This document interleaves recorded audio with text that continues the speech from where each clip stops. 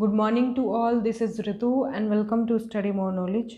तो आज हम करने वाले हैं रीजनिंग में एज बेस्ड क्वेश्चंस को, जो कि डिफरेंट एग्ज़ाम्स में पूछे जाते हैं। तो एज से आपका एक या दो क्वेश्चन ज़रूर देखने को मिलते हैं किसी भी एग्ज़ाम में जिसमें भी रीजनिंग पूछी जाती है, और कहीं कहीं ये मैथ के सेक्शन में भी पूछा जाता है। तो आज हम देखने वाले हैं कि एज वाले क्वेश्चंस आप बिना फॉर्मूले के कैसे करें और बहुत ही इजी वे में, और आंसर भी आपका बिल्कुल सही आ जाए और कम टाइम में आप इसे सॉल्व कर पाएंगे। तो चलिए देखते हैं आज की क्लास का पहला क्वेश्चन। तो देखो, इसमें जो क्वेश्चन में दिया है, 8 वर्ष पूर्व पी की आयु क्यू की आयु से आधी थी, तो यदि उनकी वर्तमान आयु का अनुपात 2:3 है तो उनकी वर्तमान आयु का योग क्या होगा। तो इसमें इस तरह के क्वेश्चंस में हम क्या करते हैं, देखो जो एज वाले जो क्वेश्चंस होते हैं इसमें सबसे पहले हम क्या करेंगे, दोनों की एज को लिख लेंगे, जैसे कि P और Q। तो इनकी एज को हम अलग अलग लिख लेंगे।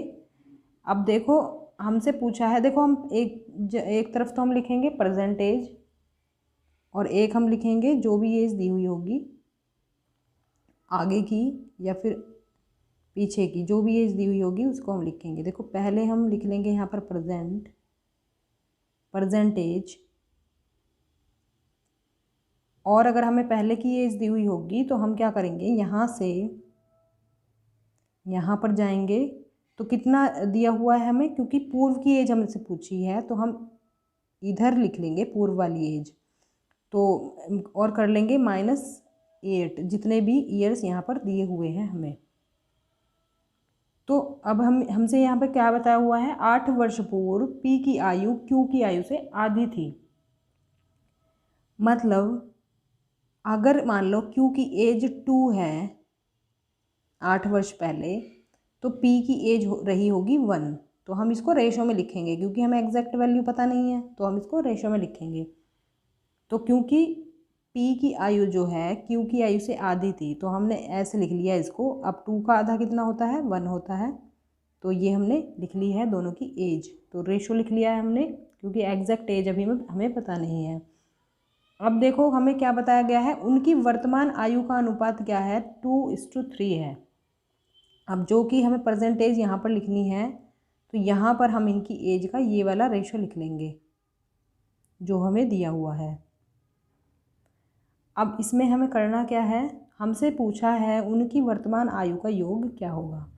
तो आयु का योग निकालने के लिए हम क्या करेंगे, सबसे पहले हम देखेंगे, देखो हमारे पास और कोई डेटा नहीं है, हमारे पास सिर्फ एक डेटा है। वो क्या है कि ये डेटा हमें दिया हुआ है कि 8 वर्ष पूर्व उनका जो एज थी वो P की आयु जो है आधी थी Q की आयु से। तो जो हमारे पास चीज़ गिवन होती है उसी के थ्रू हम पहुंचते हैं हमारे आंसर तक। अब हम एक चीज़ देखेंगे, हम पहले यहाँ इसके बीच का गैप देख लेंगे कितना है।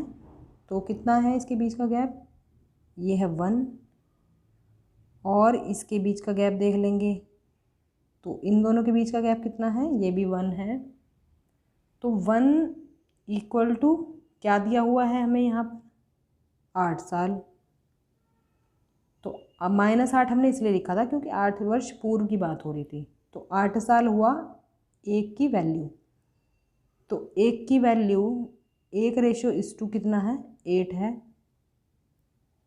ये हमें गिवन है। अब इसके थ्रू ही हम करेक्ट आंसर तक पहुँचेंगे। अब हमसे पूछी गई है क्या, उनकी वर्तमान आयु का योग क्या होगा।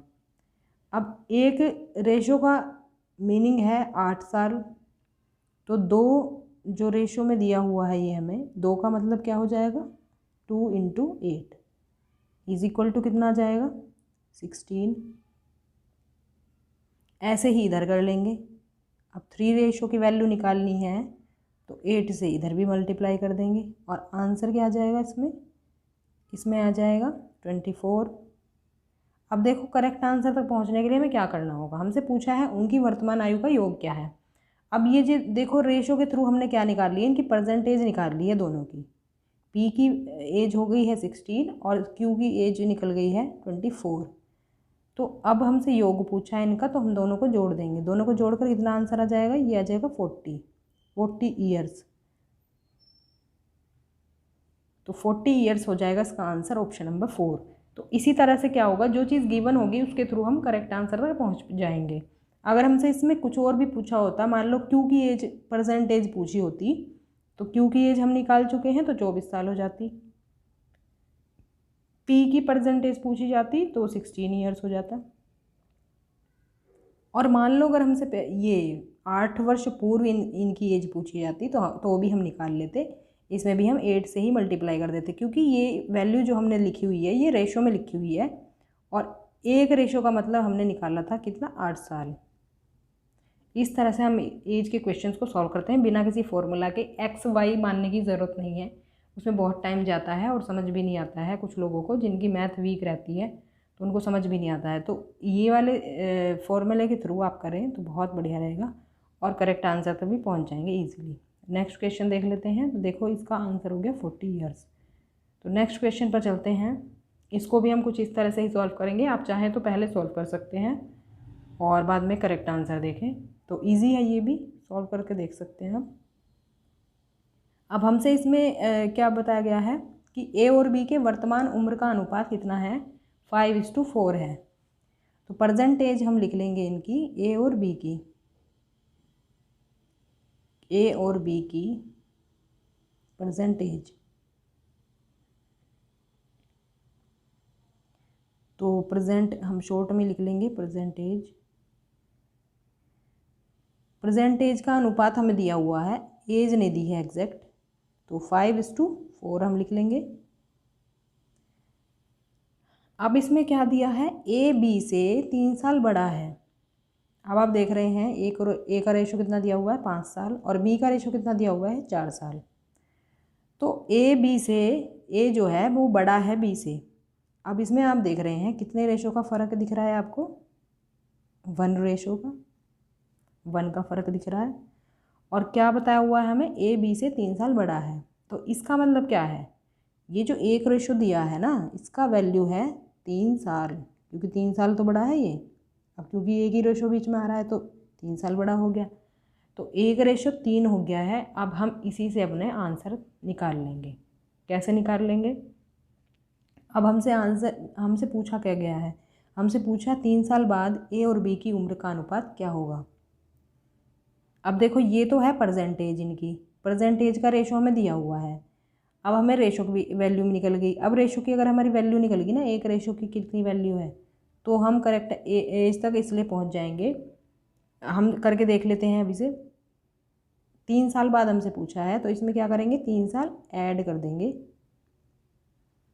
अब क्योंकि हम 3 साल जो ऐड करेंगे, आपको पता ही है जब कोई भी इंसान साथ साथ बड़ा हो रहा है, मान लो आज उसकी एज में 4 साल का फ़र्क है, अगर हम 4 साल बाद उसकी एज देखेंगे तो 4 साल का ही फ़र्क मिलेगा, चाहे वो बड़ा हो या छोटा हो, क्योंकि 4 साल दोनों ही तो बढ़े हैं, बड़े जो हुए हैं दोनों साथ ही तो हुए हैं, तो 4 साल दोनों बढ़ गए। तो 4 साल दोनों बढ़ गए तो साथ साथ ही बढ़े हैं, तो ऐसा ही इस केस में भी होगा।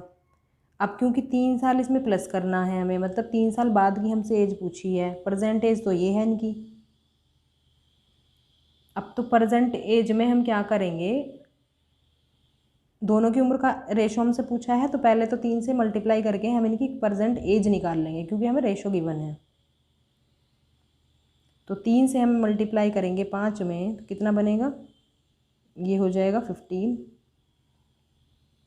परसेंटेज आ गई ए की निकल कर।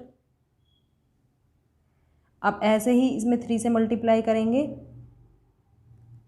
और परसेंटेज आ जाएगी निकल कर 12। तो दोनों की एज आ गई निकल कर। अब 3 साल बाद की बतानी है, तो आपको मैंने क्या बताया है, एज साथ साथ बढ़ती है तो दोनों में अंतर भी एक जैसा ही रहेगा। अब 3 साल बाद निकालने के लिए हम क्या करेंगे, 15 में +3 कर देंगे तो 18 ईयर्स हो जाएगा 3 साल बाद की एज किसकी, ए की। अब ऐसे ही 12 में 3 प्लस कर देंगे तो 15 आ जाएगा 3 साल बाद की एज बी की। अब देखो वैल्यू कितनी निकल के आई है, ए की 18 और बी की 15, तो इनकी एज निकल कर आ गई है 3 साल बाद की। अब हमसे पूछा क्या गया है, एज नहीं पूछी, हमसे रेशो पूछा है। इन केस एज पूछी जाती तो इनकी आप अलग अलग एज भी बता सकते थे, अगर दोनों की पूछी जाती तो दोनों की बता सकते थे। अगर हमसे रेशो पूछा गया है तो रेशो निकालने के लिए हम क्या करते हैं, उसको जितना ज़्यादा कट सकता है वो उतना ज़्यादा उसको हम काट देंगे। तो ये 3 से कट जाएगा तो ये आ जाएगा रेशो 6:5। तो ये जो हमारा रेशो है 6:5 यही हो जाएगा हमारा आंसर, जो कि सेकंड ऑप्शन में दिया हुआ है। तो आपने देखा कि किस तरह से हम इजी वे में एज के क्वेश्चंस को सॉल्व कर सकते हैं। तो जो भी चीज़ हमें गिवन है उसके थ्रू ही हम क्या करेंगे, करेक्ट आंसर तक पहुंच जाएंगे। Correct answer second option. अब देखो नेक्स्ट क्वेश्चन कर लेते हैं, इसको भी इसी मेथड से करेंगे। आप पहले खुद कर सकते हैं सॉल्व इसे, तो बहुत ही बढ़िया रहेगा। इसको भी ऐसे करेंगे। तो इसमें देखो हमें क्या गिवन है, संध्या और विंध्या की वर्तमान आयु का अनुपात 1:3 है। संध्या और विंध्या, परसेंटेज दी हुई है, परसेंटेज लिख लेंगे यहाँ पर, परसेंटेज शॉर्ट में लिख लेती हूँ मैं। तो परसेंटेज क्या है, यानी कि एज नहीं दी हुई है, रेशो दिया हुआ है, रेशो लिख लेंगे 1:3। अब देखो और क्या दिया हुआ है, 3 वर्ष पूर्व इनका अनुपात जो था वो था 1:4। तो 3 वर्ष पूर्व की बात हो रही है तो -3 करके लिख लेंगे, क्योंकि पूर्व की बात हो रही है। तो 1:4 था इनका 3 साल पहले का जो रेशो था। अब देखो और क्या है, 3 वर्ष पश्चात उनकी आयु का अनुपात क्या होगा। तो हमसे जो एज पूछी है इनकी, वो पूछी है 3 वर्ष बाद की। तो +3 करके हम 3 वर्ष बाद का निकालेंगे। तो 3 वर्ष बाद की एज हमें निकालनी है इनकी। अब इसको हम कैसे सॉल्व करेंगे, देखो जब हमें क्वेश्चन में कुछ नहीं गिवन है तब कैसे सॉल्व करते हैं।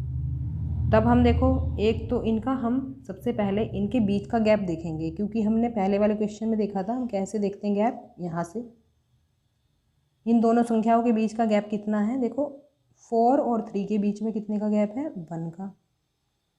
और 1 और 1 के बीच में कितना गैप है, 0 का, मतलब 1 का भी गैप नहीं है। तो पहले तो इस गैप को हम इक्वल कर लेंगे। इक्वल करने के लिए क्या करना होगा, तो देखेंगे इनके बीच में कितना गैप बन रहा है। तो इनके बीच में गैप बन रहा है 3 का। इनके बीच में कितने का गैप बन रहा है, ये बन रहा है 2 का। एक दूसरे की संख्या से इसमें मल्टीप्लाई कर देंगे। कैसे, ये जो 2 है इसका, इस 2 से फर्स्ट वाले रेशो में मल्टीप्लाई कर देंगे, जैसे कि 4:2। ये हो जाएगा इतना 8 और 1:2, तो ये हो जाएगा 2। जो नया रेशो जो है वो हम लिख लेंगे, क्योंकि ये ज़्यादा यहाँ पर थोड़ा सा मैसी हो गई चीज़ें। तो नया जो रेशो आया है अब हम उसको मान के करेंगे जो भी करेंगे। तो नया रेशो यहाँ पर हम लिख लेंगे।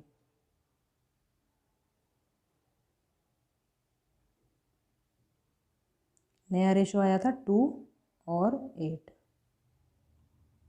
ऐसे ही हम इस 3 की मल्टीप्लाई कर देंगे, जो गैप था बन रहा था। अब 3 की मल्टीप्लाई क्या है इसमें करेंगे, नेक्स्ट संख्या में। तो नेक्स्ट इसमें हम 3 की मल्टीप्लाई करेंगे 1:3, तो ये कितना आ जाएगा 3।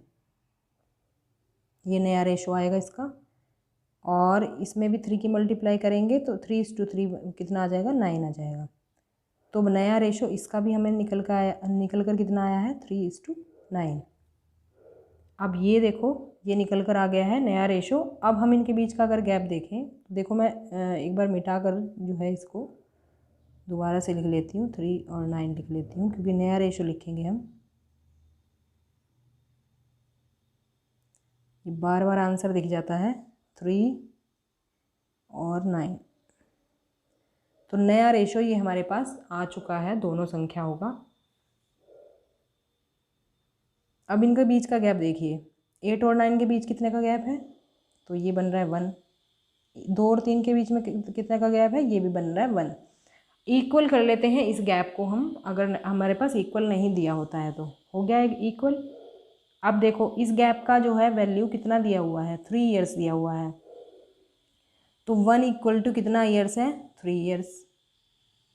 अब देखो करेक्ट आंसर तक हम कैसे पहुँचेंगे इसी के थ्रू, क्योंकि अब हमारे पास एक वैल्यू आ चुकी है, तो 3 एक रेशो का मतलब कितना हो गया, 3।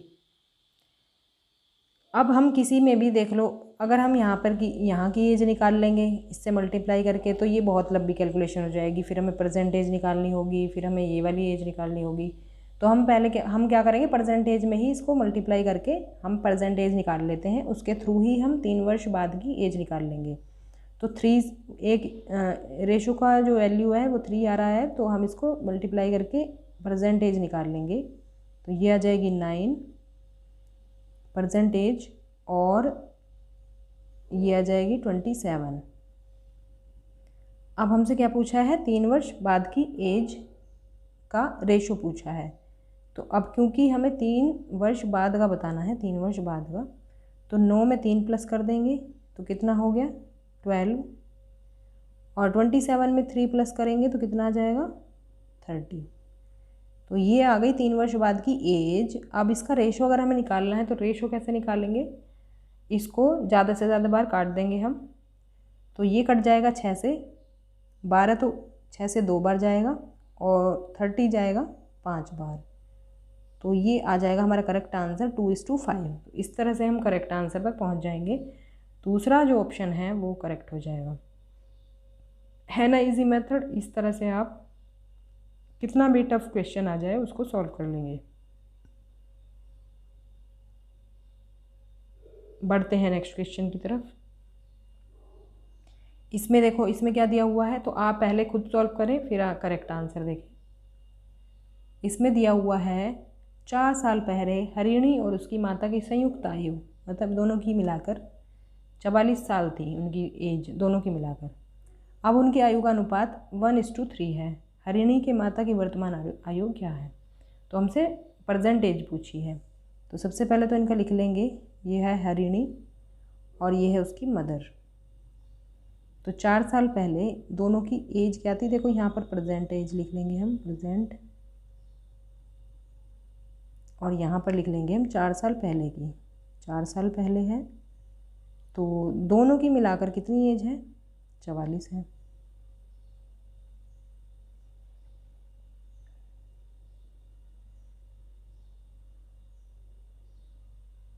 तो दोनों की एज कितनी है, 44। अब उनकी आयु का अनुपात जो है 1:3 है, वर्तमान का हमें बताया गया है, तो ये है 1:3 रेशो जो आज का बन रहा है परसेंटेज में, प्रेजेंट टाइम में। अब हम करेक्ट आंसर पे कैसे पहुंचेंगे, अब देखो हमें देखो एज गिवन है 44 उनकी है 4 साल पहले की एज। अब क्या मैंने बताया था आपको कि जब दोनों लोग, चाहे वो बड़ा हो या छोटा हो, जब दोनों लोग कुछ साल साथ में बिताते हैं, मान लो वो 4 साल है या फिर 5 साल है, तो दोनों की एज उतनी ही बढ़ेगी, दोनों की एज इक्वल बढ़ेगी। तो अब इनकी एज भी हमसे 4 साल पहले की एज दी हुई है और प्रेजेंट एज पूछी है, तो मतलब दोनों क्या हुए हैं, 4 साल बढ़े हैं साथ में। अब 4 साल दोनों साथ में बढ़े हैं तो दोनों की एज कितनी हो गई, 4 साल। अगर हम एक साथ देखें तो एक साथ देखेंगे तो 4 और 4 कितना हो गया, 8, तो 8 साल दोनों की एज बढ़ी होगी। तो अगर हम प्रेजेंट की इनकी टोटल एज देखें तो 44 में हम प्लस कर देंगे 8, तो कितना आ जाएगा, ये आ जाएगा 52। तो प्रेजेंट एज जो है इनकी एक साथ अगर हम देखें तो ये बनती है 52। अब 52 का ही ये रेशो दिया हुआ है हमें, क्लियर, 52 का ये हमें रेशो दिया हुआ है, तो हम क्या करेंगे, इस रेशो को ऐड कर देंगे। इस रेशो को ऐड करके कितना हो जाएगा, 4 आ जाएगी संख्या टोटल। अब हमें अगर अलग अलग एज निकालनी है तो हमें एक रेशो की वैल्यू निकाल कर इनकी अलग अलग एज निकालनी होगी। तो हम क्या करेंगे, इसे 4 से डिवाइड कर देंगे, 52 को 4 से हम कर देंगे डिवाइड, कितना आ जाएगा, ये आ जाएगा 13। तो 1 रेशो की वैल्यू आ गई। अब जब हमारे पास 1 रेशो की वैल्यू आ जाती है तो हम बाकी तक भी पहुंच जाते हैं ईजीली। तो 1 रेशो बराबर 13 ईयर्स। अब हमसे एज किसकी पूछी है? हरिणी की माता की वर्तमान आयु पूछी है और उनका रेशो कितना था? रेशो में इनकी जो वैल्यू गिवन है ये 3 रेशो दी हुई है। तो 3 से क्या करेंगे? 13 को मल्टीप्लाई कर देंगे। 13 को 3 से मल्टीप्लाई करा तो आंसर क्या आ गया? 39 ईयर्स। तो यही हो जाएगा हमारा करेक्ट आंसर भी। तो इस तरह से आप सॉल्व कर सकते हैं एज बेस्ड क्वेश्चंस को। बहुत ही इजी वे में आपको मैंने समझाया है। कितने भी टफ क्वेश्चंस आ जाए, जो भी वैल्यू दी हो उसके आधार पर करेक्ट आंसर तक पहुँचे तो बहुत ईजीली आप बिना फॉर्मूला के एज बेस्ड क्वेश्चंस को सॉल्व कर पाएंगे। वीडियो अगर आपको पसंद आया हो तो लाइक करें, शेयर करें और चैनल को सब्सक्राइब कर लें अगर नहीं किया है अभी तक तो मिलते हैं नेक्स्ट वीडियो में। तब तक के लिए stay connected and keep watching. Thanks for watching.